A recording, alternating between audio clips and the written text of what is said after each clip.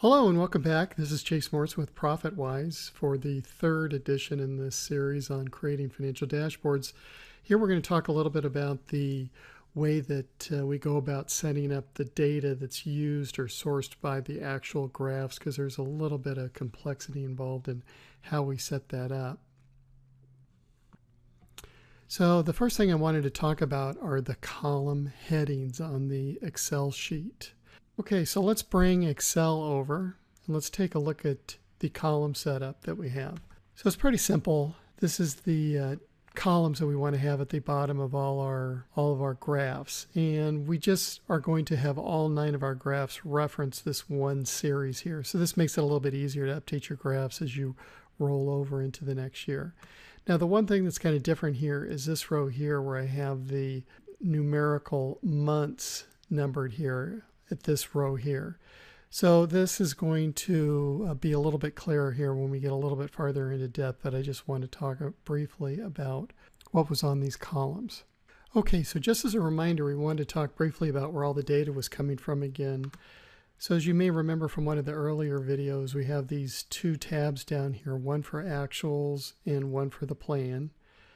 So this data is coming from PlanGuru. So if you go back to video number 1, it'll show you the architecture of how this file and this data relates to PlanGuru and to QuickBooks. But basically, the actual data is coming from QuickBooks. It goes into PlanGuru, and then this file pulls directly from PlanGuru, and I'll show you more about that in a later video. But we have one tab for the plan, one for the actuals. This is all structured exactly the same with the balance sheet and the P&L, and at the bottom is the cash flow statement. So I have all the detail on the 3 key financial statements, and it's the same on the plan sheet. Our dashboard is referencing these other worksheets to get this information here. So as you can guess, since we have the P&L and the balance sheet, we should be able to easily calculate any other financial metric that our data would support, like current ratio, debt to equity is one of the ones we calculate in here.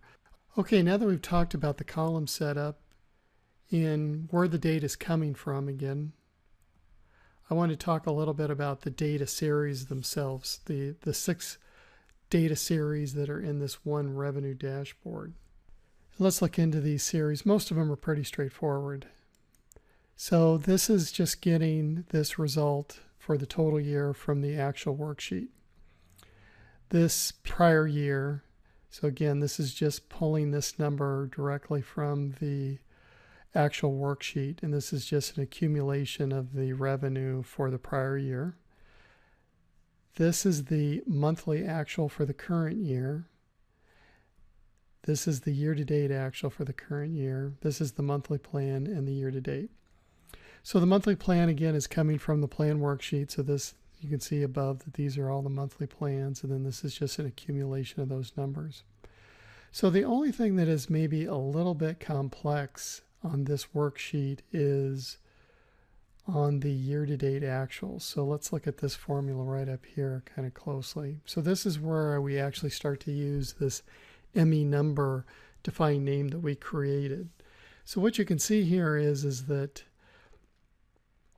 this formula is comparing the number at the top of column AF, where I have the numeric number, so 2 for February, and it's checking to see how that compares to the current month-end number, which is up here where we put our defined name, ME_NUM. So right now, what this indicates is that we have actuals through the month of April.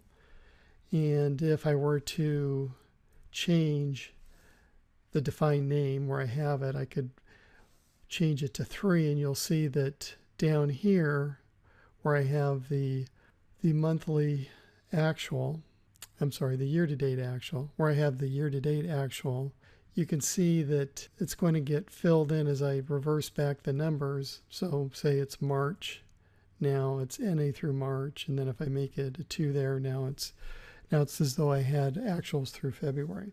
So why is this important? Well, this is important because if you see the graph over here, and I'll show this to you in more detail later, but you can see that this graph here, the way that we have it, that this line stops right here as of the end of April.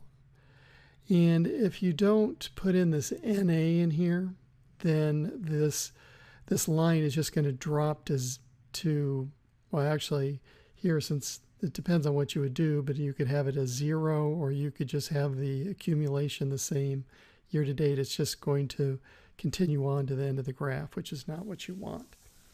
So that's kind of why we set up this little formula here, so that the graphs where we want these lines just to only go out as far as we have actual data results for, we use this NA function up here. This NA function is referencing this number up here at row 7 at the top of the column. So it knows what month it is in, and then it uses this ME number to figure out what month we have actual results through. And this will make more sense when I actually show you one of the graphs that has this data in it. We hope you found this helpful. Please subscribe and comment down below to help us improve our content. Feel free to visit our website to learn more about our services at profitwyse.com, and have a great day. Bye.